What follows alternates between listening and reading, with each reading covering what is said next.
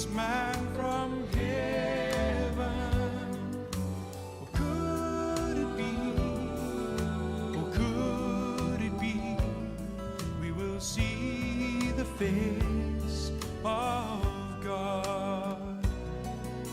Or could it be?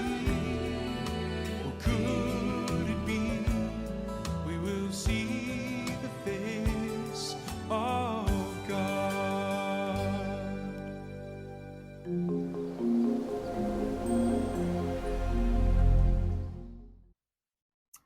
Hi, this is my gallery. It's all about home. I'm Denise, full name Denise Kufas Weyhrich, and the exhibit's called Home to the Third Power. It's asking the question of home here on earth, home in my heart, and home for heaven. Finding peace at all those different homes. And so this gallery came together with a 3-day notice and miracles of friends all grabbing artwork from the house, and it was all laid out in the garage, and here it is. So I'm at the She-They Gallery at the Santora Arts Building in Santa Ana, California. So there's pieces that are about my mom and her friends, and really home here on earth. This piece is about my grandparents and my grandmother's quilts, the pattern of the quilt that she was going to make for me when she died, and my grandpa's old apron hung up. Life is taken care of. And the little Rice's Cafe matchbox, because that's their cafe.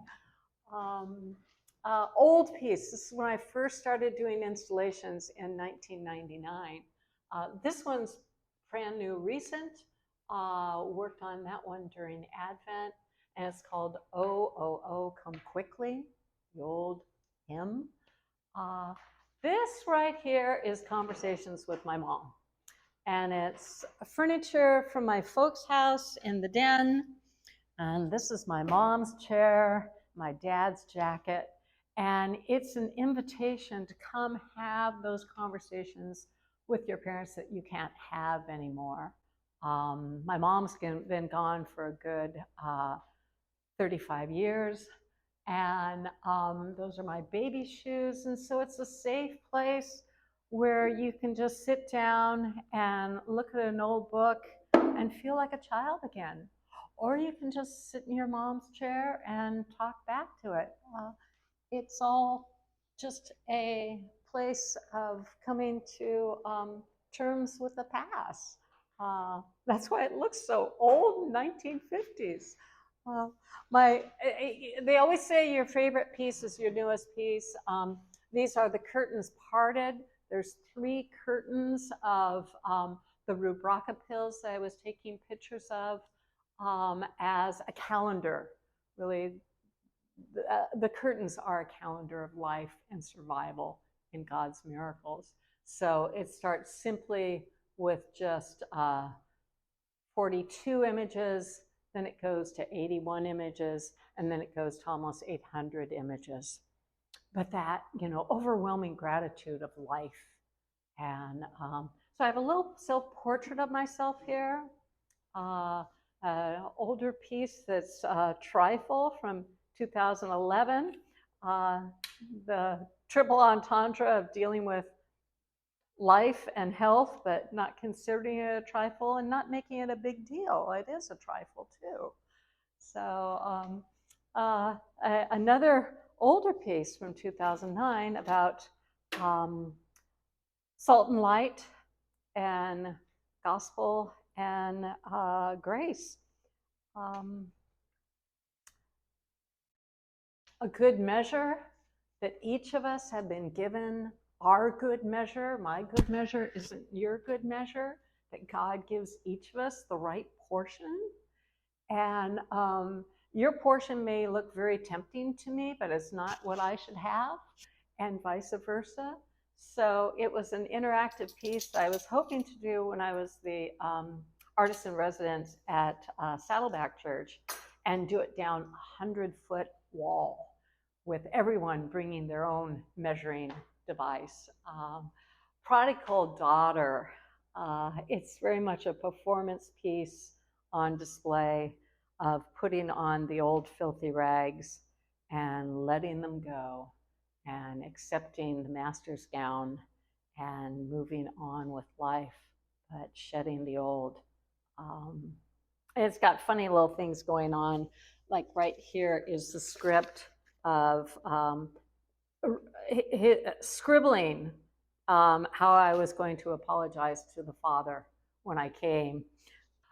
Sweep is about your expectations in life and how they aren't necessarily proper expectations.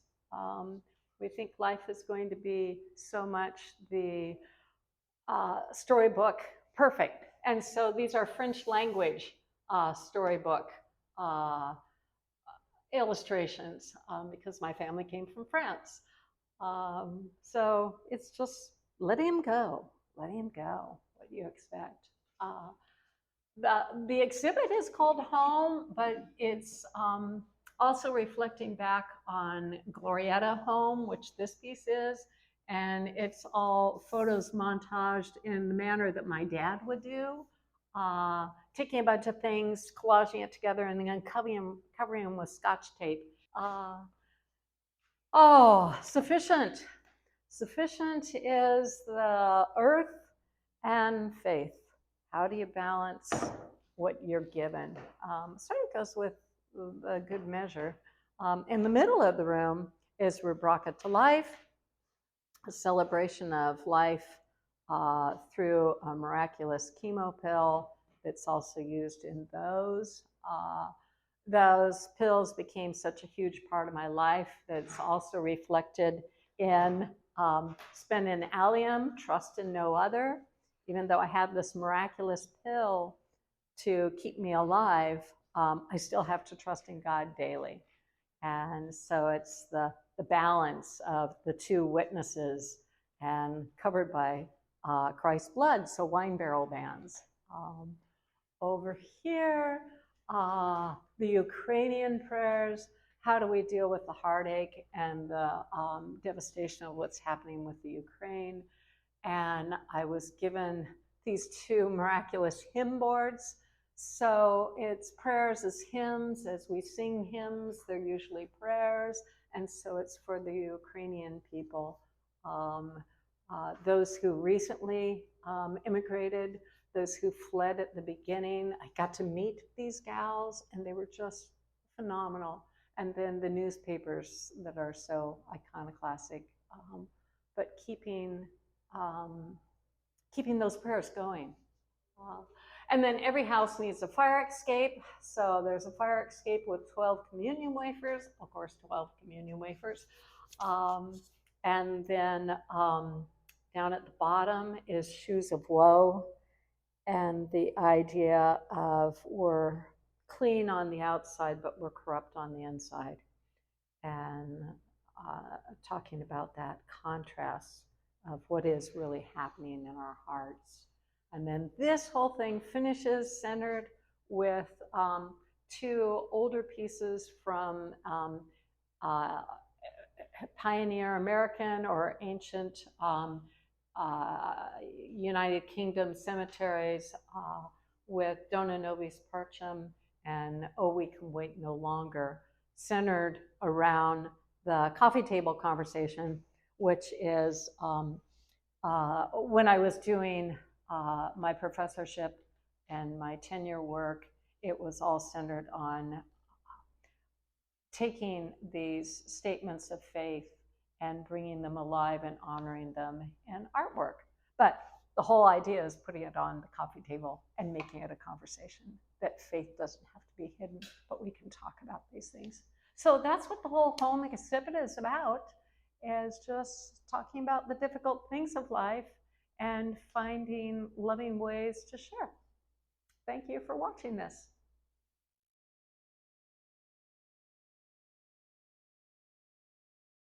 This piece is called Spinninalium, Trust in No Other. It is all about the journey of being treated for cancer, but more so each of our journeys with the trials and tribulations. And how do you celebrate life in between? So the hospital bracelets are festooned. It is a celebration of life. And in the midst of that is a little Jewish bank, almost like the temple, sat on top of the temple mount, which are the white stones of the temple that have been crushed down.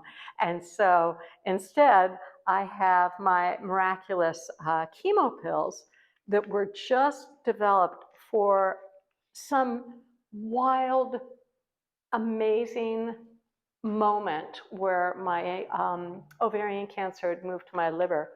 There was this brand new pill just developed, and they didn't think anybody was going to be able to use it because of the qualifications and the amount of hurdles. So Rubraca to Life is what it's celebrating, these little blue Rubraca pills. So every time I come home from the hospital or the chemo lab, I add a new bracelet to the piece. And this started happening after I went through the first part of my cancer, then the idea came to me. So this is about 6 years of fighting cancer in this piece. Sorry, I'm opening up the bracelet to put it on. So each time I go, it's truly a celebration of life to just be able to return and make it to the hospital and make it back home. So the whole thing is festooned on 2 wine barrels. And obviously, as a Christian, wine and our salvation means it all. So we have this heavenly band here and an earthly band here, 2 being the Hebrew number of witness. So you've got to settle it between the 2. And of course, banking on God is at the center. Any questions? So what possessed you to keep all of your bands? I mean, that. I started realizing that they would make paper chains. And so I had these old wine barrels that had busted up, and I just set it up in the studio like this. This little bank I had bought years before, not knowing what I was going to do with it. And Documenting your journey? yeah, every trip is documented here. Probably from the time 2017 January, whereas the cancer started in July 2016. Yeah, and the funny thing is you can take the code and read everything about me on each of them. There's no privacy here. Those bands you just installed are rather recent bands, aren't they? Yeah, that was the PET scan and the lab work that was yesterday. So that was a bit, always a hard thing for a type 1 diabetic to be injected with radioactive glucose. And you have to do a 24-hour fast. So this is a mark of honor and praise to God because we made it. We made it through that. So yeah, you can see PET scan, PET scan, PET scan. Yeah, those are the biggies. So your journey continues. Yeah. So you'll be adding to this. Oh yeah. Just keep on adding more paper chains of celebration. Your Christ-centered outlook on this piece is amazing, because if that was my wife and her bands, I would be very emotional right now and seeing them as bands of suffering, but you see them as bands for celebration. Yeah, and you know what you said is so true. My dad saw things that way, and he hates a number of these pieces that I show because they're too painful for him. And I see it as a celebration of, of making it through it and God's accomplishment, because it's all God's miracles. So, yeah. And the cool thing is, it's on my grandparents' a living room pedestal table. So there's that foundation of family history, that walking forward in faith. That's what so many of the pieces are about, is the history of our faith and the saints that have gone before us. So to put it on an old piece of family furniture, to me, was the perfect foundation.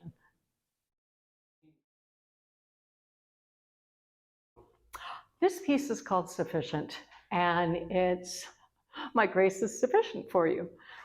Despite everything else going on, God is sufficient. I was a undiagnosed juvenile diabetic, and in 2004, I started falling apart and had to step down from my professorship. And I was so thrilled to find out I was a diabetic. So now I knew how to treat the problem. And this piece is all about our earthly tests and trials, and at the same time, the ironing board, 2 Corinthians 3:18, for we all with unveiled face, reflecting as in a mirror the glory of the Lord from glory to glory, even as by the Spirit of God. Thus, the ironing board, my world, God's world. And then I was at a garage sale or an antique store and found this unction bottle for healing. So it's got this beautiful cross on it for people to be anointed with. And the fact that I have the ironing board as a mirror meant so much for me. My Christian sorority, that was their verse. And so I grew up with that, just really imprinted in my heart. And then, of course, there's the insulin, but most of all are the syringes. The syringes were the healing. The syringes is what had to be injected the insulin. And yet, at the same time, what I love about them is they're all little white crosses, like little white crosses in a cemetery. See, they're just all right there. I can take that one out, but I'm too shaky. So Sufficient is my neighbor's old ironing board that I added a mirror to, and then down here is my favorite part. Because deep in my heart, I'm a desertarian, and that right there is temptation. And so every time I display this piece, I have to get a new eclair made. So Eddie the baker makes it for me. Or sorry, no, Mike now. Mike the baker makes it for me. So it's beautifully displayed as temptation with a doily.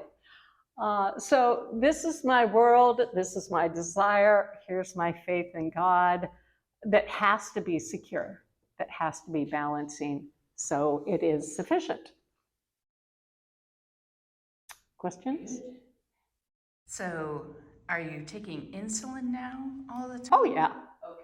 Absolutely. But I have a inserted meter. So I have insulin pens. I don't have to do the vials and the needles anymore, which is really great because technology has gotten so much better. Denise, what was it that sent you to the doctor in 2004? Well, I had to give up the professorship of a program that I built from nothing by miracles of God with my friends and colleagues. And it was 13 years of just incredible work. And I couldn't get medical leave, but my vision was going. I was having problems with focusing, couldn't get the focus. I was blacking out, I was walking into things. And so Chapman wouldn't give me medical leave. The only way I could get out was to just hand him my keys and my ID card. and that was it. So what happened was they, in turn, had me just released without any assistance. So then I spent a year seeking my doctors and getting new doctors and trying to figure it out. And Dr. Bond put one and one together and tested me for diabetic. When we looked at everything that was wrong, it's like, I think you're a diabetic. And when he brought me in with the results of the test, oh yeah, you're a severe type 1 diabetic. Here's your insulin, here's your needle, stick this in your leg. This is what you're gonna do for the rest of your life. And it was like, shh, great, great. Because I was constantly thirsty, constantly just lightheaded, and then miserable. So you go from feeling like the flu to feeling just agita and you don't know why. So, yeah.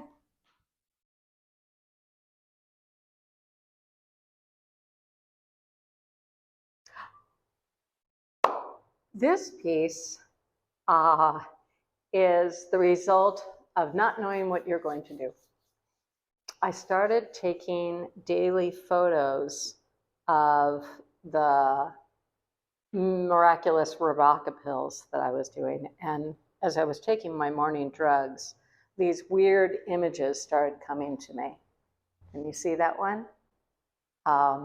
And so I started taking a daily photo of my dose as an act of thanksgiving, because when I first put them in my hands, I didn't know how bad the side effects would be. And I had just gone through life-threatening side effects of standard chemo, and this medication was just developed, and therefore I didn't have to take the infusion chemo, which meant I could just take my low pills at home and I didn't have to show up at the hospital and do all that awful stuff and be hooked to machines for hours. And you all know how chemo is. So this was just miraculous because I could do anything with these pills. And so in doing all the photos, I started realizing that, oh, I guess they need to be playing cards and decks of 52, because this is the hand that I was dealt, right? And you have the idea of being grateful as a way of going through the treatment. And so each day I would take my dose and take a picture of the pill in the morning and a picture in the back. And the back side of them all is the 4 pills with a cross in the negative space. And so wherever I was at the moment, like this is my living room, this is my backyard, this is my living room again. And so it's a deck of cards. So there's 16, which was what I had broken that 2.5 years down to, was 16 decks of cards. And I'm walking the streets of Orange with my husband, and I knew I needed a card table or something to put it. And this table was out on the street with a sticker saying for free. And I'm like, this is it. This is absolutely it. It has folding legs. I can get a poker table, a card table for the whole thing. And guess what? It has 16 slots. I'm like, this is so perfect. So Mike and Kelly Early with her truck, they came over and got it. And then poor Mike spent just endless hours polishing the aluminum and jazzing it up, and we scrubbed it up, and then everything had to be painted Rubraca blue.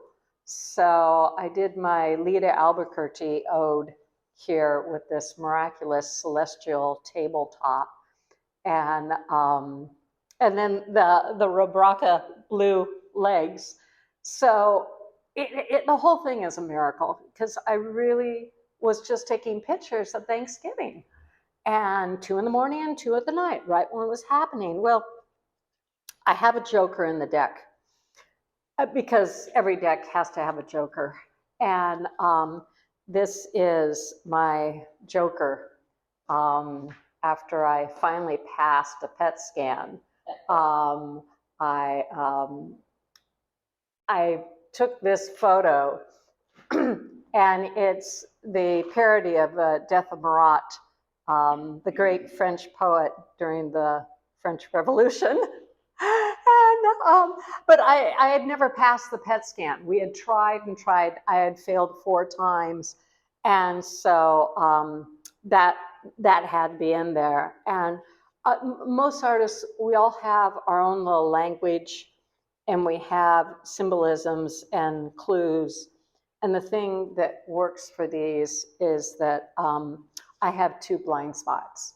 I have a hole in my eye, and I have a wrinkle. So I have a crescent moon and a dot in everything I look at.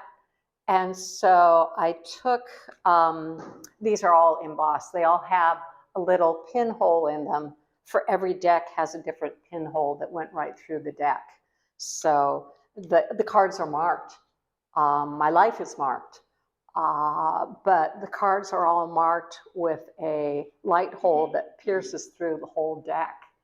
And then at the same time, the top one originally has a crescent moon stamped into it.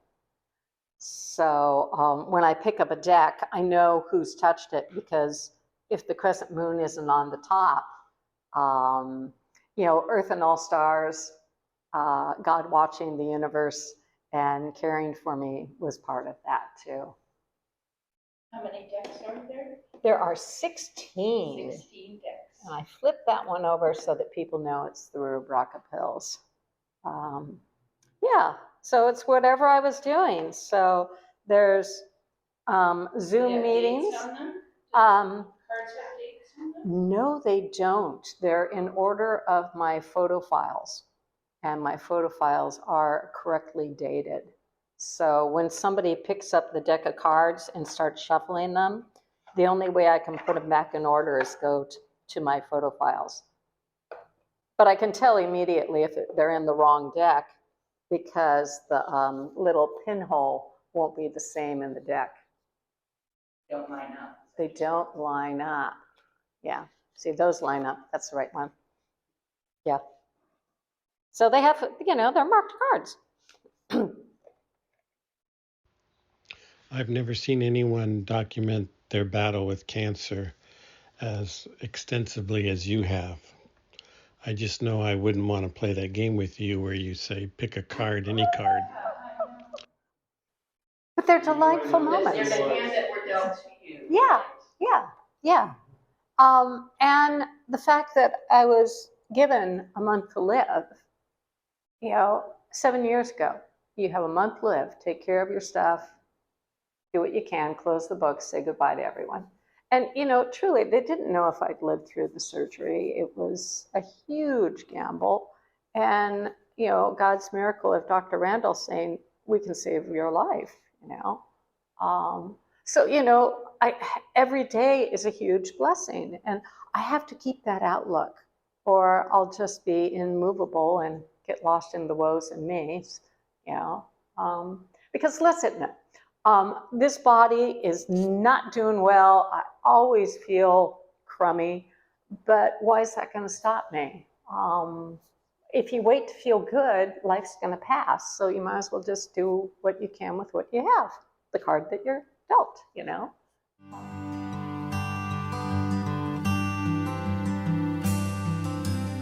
Come and see, come and see, come and see a man from heaven.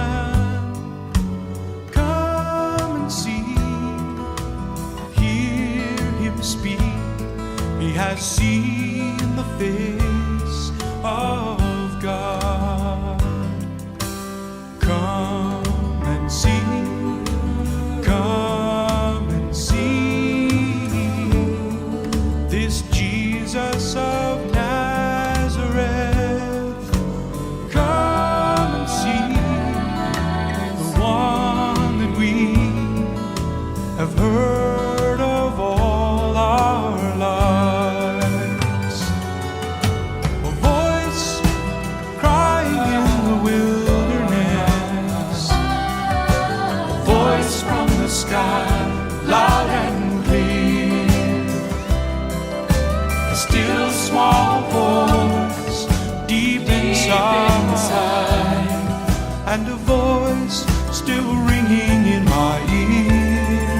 say